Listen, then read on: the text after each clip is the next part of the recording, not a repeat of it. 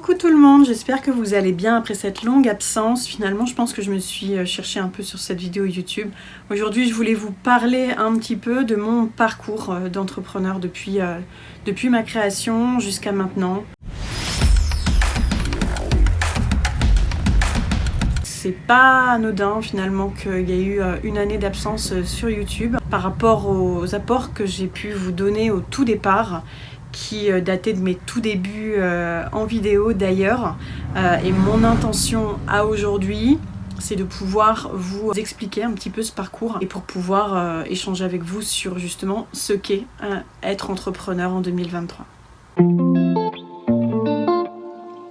Si je reviens sur mes tout débuts d'activité, c'est vrai que mon intention était d'aider le maximum de monde en fait, de faire en sorte de pouvoir communiquer sur ce qu'est le coaching et pouvoir le diffuser à grande échelle, puisque à aujourd'hui dans le panel d'accompagnement qui existe, il y a des très bons thérapeutes, des très bons psychologues, et heureusement qu'ils sont là pour ça, des très bons accompagnateurs finalement du bien-être. Mais actuellement, c'est vrai qu'il y a un besoin que les choses aillent plus vite, aillent plus loin, que les choses soient efficaces, impactantes, qu'on puisse véritablement impacter, opérer des changements drastiques dans sa vie quand on le décide et quand on en a besoin. Et le coaching est là pour ça, c'est-à-dire que c'est finalement le seul type d'accompagnement qui vous accompagne sur qui vous êtes à aujourd'hui et qui vous permet de franchir des paliers, d'éclater des plafonds en fait de verre rapidement et orienté sur l'avenir. Alors par rapport à ça, c'est vrai qu'à mes tout débuts, j'étais très attachée à ma certification, à mes diplômes, à l'éthique et la déontologie en fait finalement qui est sous-jacente à cet engagement que j'ai eu de devenir coach professionnel. Et en même temps, voilà, c'est vrai qu'à aujourd'hui, depuis 3 ans maintenant, je vois qu'il y a énormément de gens qui se disent coach alors qu'ils n'ont pas de diplôme, etc. Donc ça remet en question tout un tas de valeurs. Et en même temps, je me dis, finalement, aujourd'hui, je ne dirais plus exactement que je suis coach. Pourquoi ? Parce que je suis entrepreneur avant tout. Le virage finalement que j'ai opéré du salariat vers l'entrepreneuriat, c'est un virage qui est venu me chercher de très loin, puisqu'en fait j'ai déjà vécu plusieurs crises dans ma vie dans lesquelles j'ai dû effectuer des virages, dans lesquels finalement mon corps m'a parlé à plusieurs reprises, et du coup ça m'a demandé de m'ouvrir à finalement ce que je voulais vraiment, à qui j'étais vraiment, et ce que j'avais envie de faire pour ma suite à moi. Et donc, que ce soit le monde professionnel, que ce soit la maternité, puisque aujourd'hui, vous le savez, j'ai 2 enfants en bas âge, et bien tout ça est venu finalement valider les valeurs qui étaient importantes pour moi. C'est venu prioriser les choses que j'avais envie de mettre en avant dans ma vie, et c'est venu faire écho au projet que j'avais envie de mettre en place. C'est ça être entrepreneur, c'est de se rendre compte qu'à un moment donné, on a beau être expert d'un domaine d'activité, être entrepreneur ça ne suffit pas. Et ça demande d'aller chercher toutes ces multicasquettes qu'on découvre au fur et à mesure du métier. Et c'est bien pour ça que ça n'est pas fait pour tout le monde. C'est parce que quand on a la responsabilité de son propre salaire à la fin du mois, quand on doit avoir cette casquette de comptable, de secrétaire administratif, parce que oui, il y a beaucoup d'administratifs, que derrière on se rend compte qu'on est son propre commercial, que derrière on est son propre directeur financier finalement pour prendre les décisions, qu'on est aussi son propre responsable des ressources humaines quand il s'agit à un moment donné de gérer des conflits, que ce soit avec des clients, avec des prestataires, avec des personnes qu'on peut rencontrer. En gros, toutes les casquettes de l'entreprise qu'on peut connaître en tant que salarié, c'est nous qui les portons. Et donc ça, bien évidemment que ça amène une charge, et donc non, on ne pratique pas son cœur de métier tous les jours. Il y a des moments de production, il y a des moments pendant lesquels il faut être là pour le client, et bien évidemment l'entrepreneur, le solopreneur comme on peut dire, c'est souvent la personne clé, la seule et unique personne de son entreprise. Ce qui veut dire que au-delà de tous les outils et toute l'expertise, on est la seule et unique personne clé qui peut faire tourner cette activité. ou la fer flanche. Quand j'ai démarré dans l'entrepreneuriat, j'avais plein de croyances et surtout j'avais une aversion totale pour les réseaux sociaux. Alors vous direz, Dixit, celle qui est en train de parler sur YouTube, mais c'est vrai que du coup j'avais énormément de mal à mettre mon visage sur internet parce que j'avais beaucoup de croyances autour de ça, c'était diabolique les réseaux sociaux. J'ai dû faire face, travailler sur moi et si effectivement en 2023 on n'est pas un minimum digitalisé, eh ben on perd quelque chose parce que à aujourd'hui, je dirais que les réseaux, en fait, plus encore que mon site internet, amènent un flux finalement d'activités qui est pas négligeable. Surtout pour la partie individuelle. Moi la première, c'est-à-dire que quand je cherche quelqu'un qui pourrait m'accompagner sur une thématique bien spécifique dans l'entrepreneuriat, alors souvent, voilà, je fais partie de cette audience silencieuse qu'on retrouve, qui est peut-être votre cas, c'est-à-dire on regarde beaucoup de choses, mais on ne commente pas, on ne like pas, et pour autant, on est très intéressé par les services d'une même personne.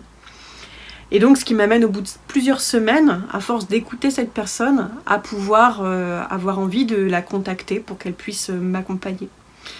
Donc au départ, j'ai fait face à toutes ces difficultés qui étaient de dire ok, je dois mettre ma tête, de toute façon vous le voyez hein, sur les premières vidéos de YouTube, mon Dieu, je parle vraiment doucement et puis voilà, de fil en aiguille, de début 2021 à l'été 2021, j'ai commencé à m'installer sur Instagram. Plus tard, j'ai essayé en 2022 TikTok également. Instagram est couplé avec Facebook, donc j'ai une présence également importante sur Facebook et sur LinkedIn également, bien évidemment. Mais néanmoins, il ne s'agit pas de mettre sa tête uniquement sur les réseaux sociaux. Il s'agit de savoir pourquoi est-ce qu'on le fait et il s'agit de savoir à quoi ça va nous servir. Faire des vidéos pour faire des vidéos, c'est absolument pas le but. Une partie des vidéos que je souhaite mettre sur cette chaîne maintenant, c'est de vous partager vraiment les coulisses de mon activité, les coulisses de ce que peut être l'entrepreneuriat et finalement ce que peuvent tout doucement dire certains entrepreneurs, et bien de pouvoir en parler, de pouvoir en parler ouvertement pour que toute personne qui passe du salariat à l'entrepreneuriat puisse se rendre compte et puisse prendre des décisions éclairées et en conscience. Encore une fois, c'est toujours après coup qu'on sait ce qui aurait été le mieux pour nous, mais si j'avais su, alors je pense pas avoir pris de mauvaises décisions, mais si j'avais su, je serais allée plus loin finalement dans ce que j'aurais pu mettre en place en amont, avant même de pouvoir parler de mon activité. C'est-à-dire que mon étude de marché, même si j'ai été accompagnée par les organismes du département, n'a pas été assez poussée finalement. Et je peux pas non plus leur en vouloir parce que c'est pas non plus leur métier de faire de la psychologie fine pour pouvoir détecter si telle ou telle personne est prête ou pas prête ou voilà. Ils sont surtout là pour accompagner et faire le lien entre les différents organismes de financement, si on a besoin d'être financé, pour pouvoir veiller à regarder si tel ou tel projet devrait passer par une couveuse ou alors être directement lancé. Donc voilà, donc il y a des choix qui sont à un moment donné propres aux dirigeants et c'est là qu'on doit prendre sa responsabilité et c'est là que ça vient chercher vraiment profondément en soi. On doit prendre sa responsabilité en tant que chef d'entreprise de prendre les décisions pour l'avancement de son projet. Si vous le souhaitez, je vous inviterai du coup à mettre que vous êtes intéressé, donc le mot intéressé en commentaire si ça vous intéresse. J'ai envie de vous partager mon parcours avec une petite vidéo en fait explicative de ce que j'ai pu expérimenter et finalement des informations qui auraient pu m'être utiles au démarrage. Donc si on m'avait dit ça, j'aurais été plus rapidement prête en amont et c'est ce que je souhaite pour vous, c'est que vous puissiez avoir le maximum de clés, de billes pour pouvoir justement prétendre à vous sentir prêt dans cette aventure entrepreneuriale. Très rapidement, la partie commerciale va prendre un pas énorme dans votre activité et donc c'est pour les personnes qui sont dans l'accompagnement, qui sont coachs, qui sont thérapeutes, qui sont vraiment dans le bien-être. On n'est pas formé à ça, on n'est pas du tout formé à ça et c'est pas ce qu'on aime non plus. En revanche, je peux vous assurer une chose, c'est que si l'entrepreneuriat est fait pour vous, petit à petit vous allez commencer à prendre plaisir à goûter à ces activités et c'est là qu'on peut comprendre et se révéler à soi-même et puis se dire ouais, en fait finalement j'ai des compétences sous-jacentes que je n'avais pas détectées. Je donne un exemple de ma propre expérience, c'est que, étant donné que j'ai travaillé dans des grands groupes industriels en tant que manager et responsable d'équipe, bah moi, accompagner des équipes, manager, c'était vraiment mon credo. Et pour moi, la partie créativité, alors autant vous dire que ça me saoulait vraiment. Et je me disais de toute façon que j'étais pas quelqu'un de créatif. Quand il s'agissait de faire des choses un peu jolies, qu'il s'agissait de travailler ou de créer de toutes pièces quelque chose, je me suis dit, bah non, moi c'est pas fait pour moi. Je suis là pour qu'on me donne des directives à appliquer. Et là, je mets tout en œuvre pour pouvoir atteindre les résultats. Eh bien, je me suis aperçue, de par ma propre expérience, que pour tout ce qui est, notamment depuis le lancement sur les réseaux sociaux, pour tout ce qui est création, obtenir des idées de posts, eh bien, je vous dirais que bientôt, ça fait maintenant 3 ans, que j'ai presque pas recyclé mon contenu. Alors, pourquoi ? Pour plusieurs raisons. Parce que, j'avance et que ma vision a changé, que j'ai retravaillé mon positionnement, et du coup que les contenus précédents ne correspondent plus à exactement mon positionnement. En deuxième lieu, c'est que ça ne me plaît plus, parce que si c'était à refaire, je referais autrement. Et en même temps, je remercie aussi la personne que vous pouvez voir sur les vidéos précédentes, puisque c'est elle qui a contribué à qui je suis à aujourd'hui et finalement à améliorer cette aisance orale avec laquelle je m'exprime aujourd'hui.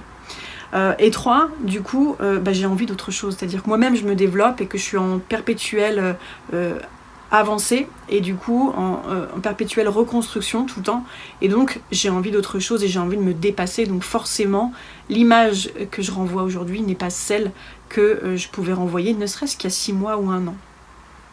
Donc ça c'était vraiment par rapport à 2021. Il y a d'autres croyances comme ça au-delà des réseaux sociaux qui finalement sont venues altérer mon expérience entrepreneuriale, et vous reconnaîtrez peut-être là-dedans, c'est aussi ce besoin de sécurité.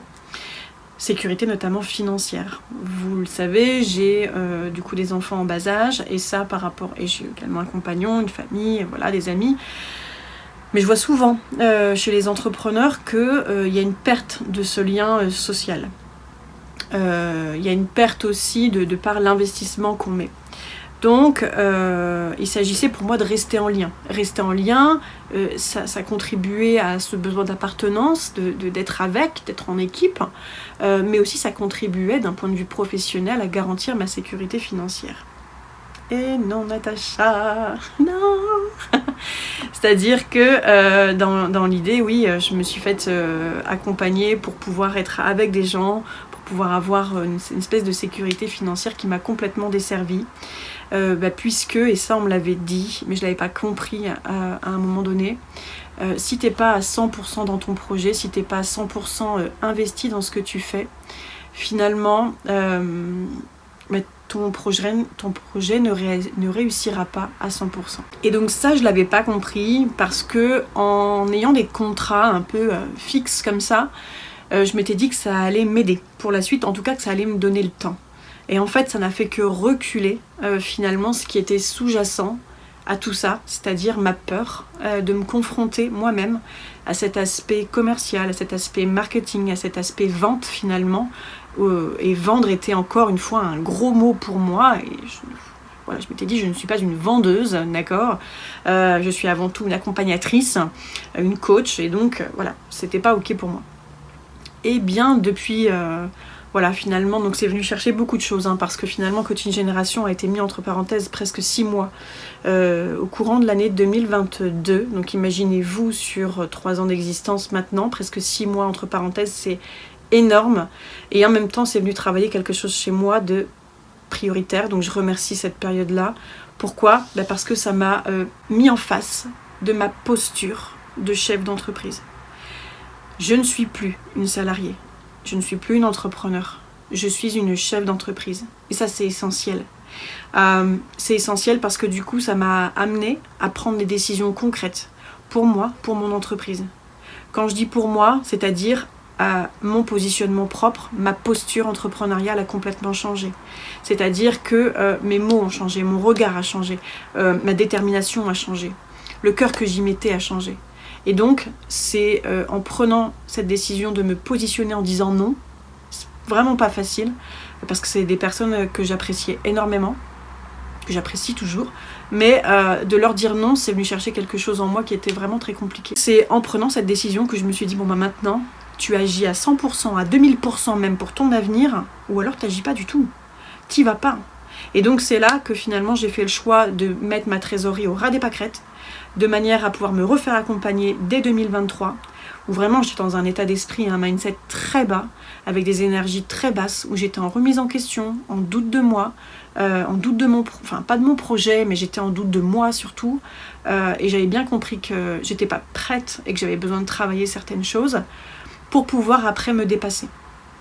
Et donc ça m'a vraiment permis de me dépasser, de me dire ok, après avoir travaillé sur ma croyance des réseaux sociaux, après avoir travaillé sur ma peur finalement de ma sécurité financière, eh bien il s'agissait maintenant de dire maintenant, n'aie pas peur de toi. Donc la troisième croyance que j'ai dépassée, c'est tu n'es pas capable. Tu n'es pas ouais c'est ça, t'es pas prête pour ça.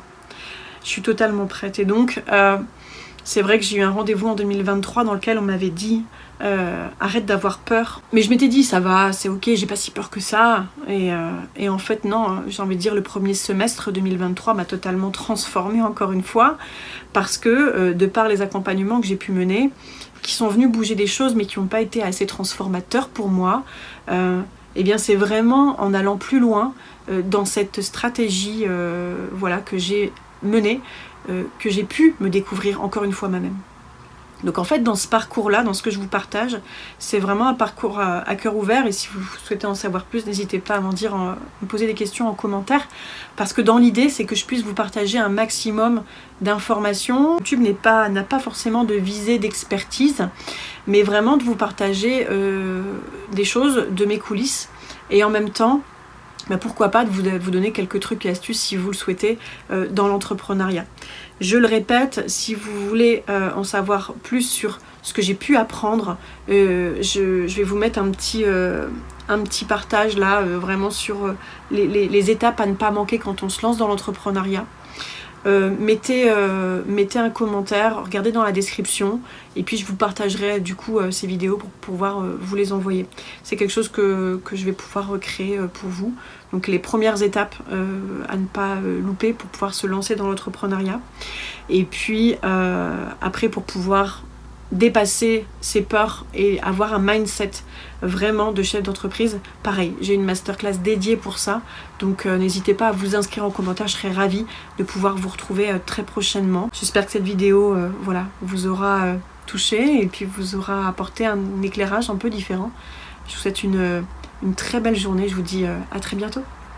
Ciao.